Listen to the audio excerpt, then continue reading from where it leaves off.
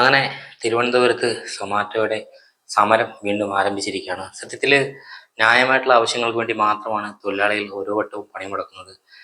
നാളിതുവരെയായിട്ടും ഈ കമ്പനികൾ ഇവിടെ സ്വിഗ്ഗി, സൊമാറ്റോ പോലുള്ള ഒരുപാട് ഓൺലൈൻ മേഖലകളിൽ കമ്പനികൾ നിലവിൽ വന്നിട്ട് എത്രത്തോളം സമരങ്ങൾ നടന്നു എന്നുള്ളത് നമുക്കറിയാം. സർക്കാരോ അല്ലെങ്കിൽ നിയമ സംവിധാനങ്ങളോ യാതൊരുവിധ സപ്പോർട്ടും ഈ റോഡിൽ മഴയത്തും വെയിലത്തും പണിയെടുക്കുന്ന ഈ ഒരു തൊഴിലാളികൾക്ക് നൽകുന്നില്ല എന്നതാണ് വാസ്തവം.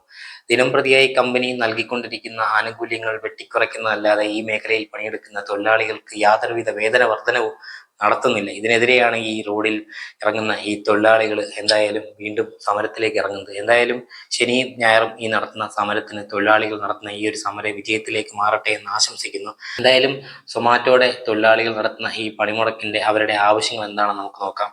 ജൂലൈ 5, 6 ശനി ഞായർ 48 മണിക്കൂർ സൂചനാ സമരം.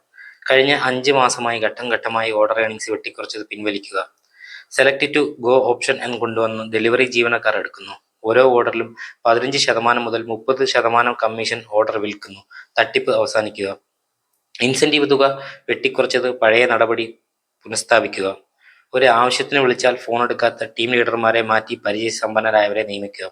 ഹോട്ടലുകളിലെ വെയിറ്റിംഗ് ചാർജ് ഒഴിവാക്കി റെഡി ടു പിക്കപ്പ് നടപ്പാക്കുക, അല്ലെങ്കിൽ വെയിറ്റിംഗ് ചാർജ് നൽകുക.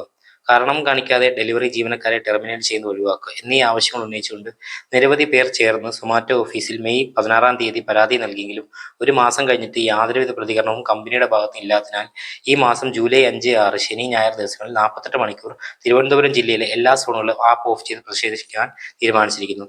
എല്ലാ പ്രിയപ്പെട്ട തൊഴിലാളികളും സഹകരിക്കുക. ഈ തൊഴിൽ ഉപജീവനമായി കൊണ്ട് നിരവധി പേർ വർഷങ്ങളായി ഈ മേഖലയിൽ ജോലി ചെയ്യുന്നുണ്ട്. അവരുടെ അന്നം മുടക്കുന്ന നാണംകെട്ട പരിപാടിയാണ് പുതിയതായി വന്ന മാനേജ്മെന്റ് ചെയ്യുന്നത്. ഇതിനെതിരെ നമ്മൾ പ്രതികരിച്ചില്ലെങ്കിൽ നമ്മളെ പട്ടിയെ പോലെയായിരിക്കും ഇനി അവർ നമ്മളെ കാണുന്നത്.